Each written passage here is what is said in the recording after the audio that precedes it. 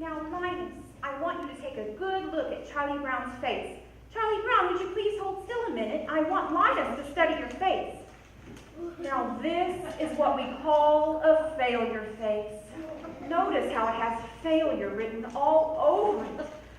Study it carefully. You rarely see such a good example. Notice the deep lines, the dull, vacant look in the eyes. Yes, I would say this is one of the finest examples of a failure face you're liable to see for a long while. And how my life lies before me, and I get a very positive feeling about things. Like this morning, for instance. The sky is so clear, and the sun is so bright. How could anything go wrong in a day like this? I'm great! Good man, Charlie Brown, you're the kind of reminder we need. You have humility, nobility, and a sense of honor that is very rare indeed. You're a good man, Charlie Brown, and we know you will go very far.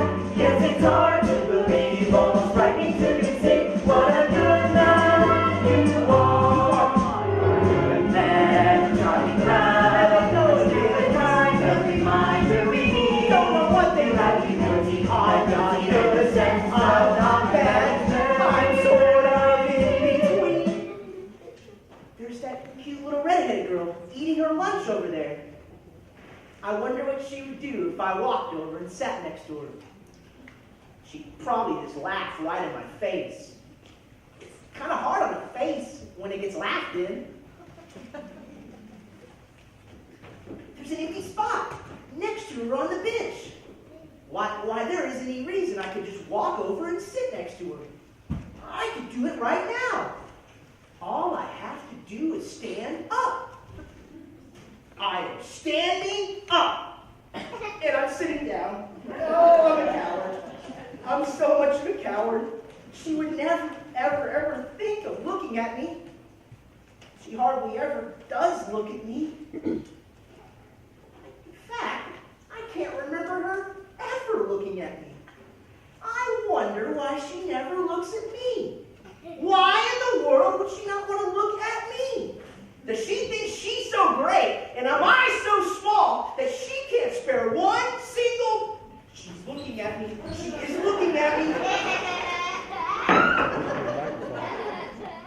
And I think that a man's personal pursuit of happiness isn't really this selfish thing either, because by achieving happiness himself, he can help others to find it. Does that make sense to you? We had spaghetti at our house 3 times this week.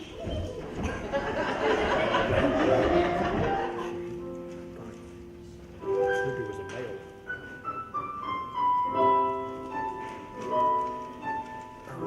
They like me. The hammers that I too think much. that's all.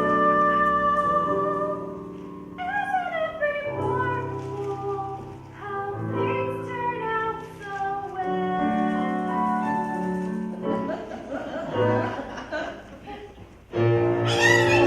Hey, give me back my blanket! This is just the start of the disgusting mess. Wah, wah, wah, wah. Wah, wah, wah, wah, wah, wah, wah, wah. You know, sucking your thumb without a blanket is like eating a cone without ice cream.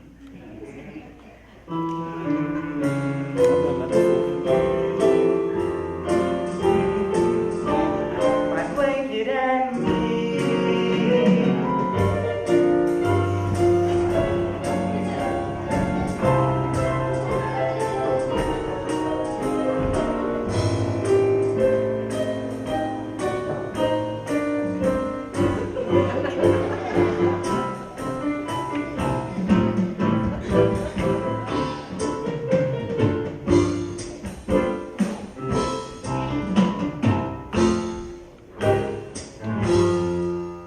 Hey guys, come here. You've got to see this. I love you. I love you. I love you. I love you. Look at my little baby brother Linus with his little blanket. There's your little baby brother with his silly little blanket. Well, you know how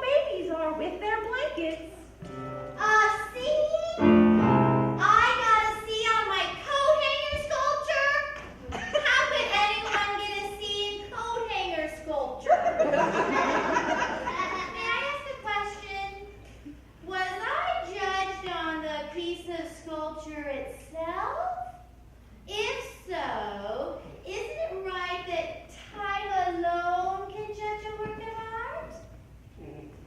Was I judged on my talent? If so, is it right that I be judged on a part of my life over which I have no control? If I was judged on my effort, then I was judged unfairly, for I tried as hard as I could. Was I judged on what I should have learned from this project? If so, then are not you, my teacher, also being judged on your ability to transmit your knowledge to me? Are you willing to share my seed? Perhaps I was judged on the quality of the coat hanger itself, of which this object is made. Is that not also unfair, that I be judged on the quality of the coat hanger used by the dry cleaning establishment to return our garments? Is that not the responsibility of my parents? Should they not share my seed?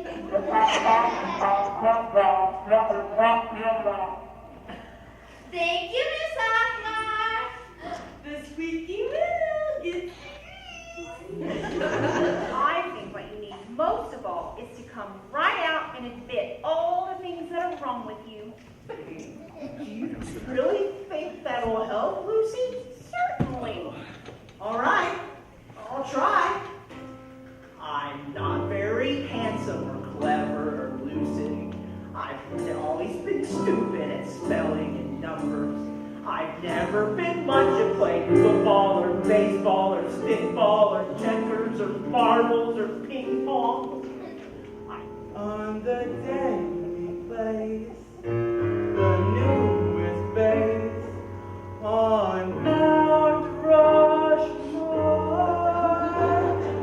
Mount Rushmore. The other people's name was McGregor. 18, 19, 20, 21, 22, 23. In examining a book such as Peter Rabbit, it is important that the superficial characteristics of its deceptively simple plot should not be allowed to blind the reader to the more substantial fabrics of its deeper motivation. In this report, I plan to discuss the sociological implications of family pressure so great as to drive an otherwise moral rabbit to perform acts of thievery, which he consciously knew were against the law. I also plan to discuss the personality of Mr. McGregor himself in this conflicting role as farmer and humanitarian. Now, Peter Rabbit begins as this benevolent hero on a search for moral strength. I haven't even started yet. Peter Rabbit.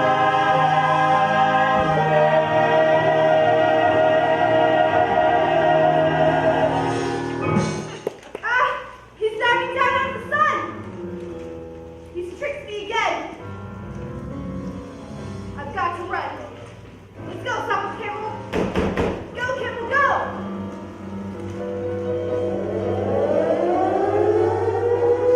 There you go. Team. There is no team like the best team, which is our team right here. They will show you we're the best team in a very little league this year. Come on, Linus. Answer the question. Look, Lucy, I know very well that if I give any sort of honest answer to that question, you're going to slug me. Linus, a survey that is not based on honest answers is like a house built on a foundation of sand.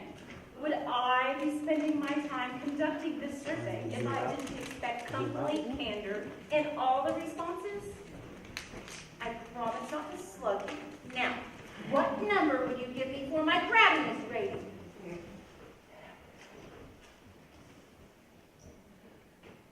$95.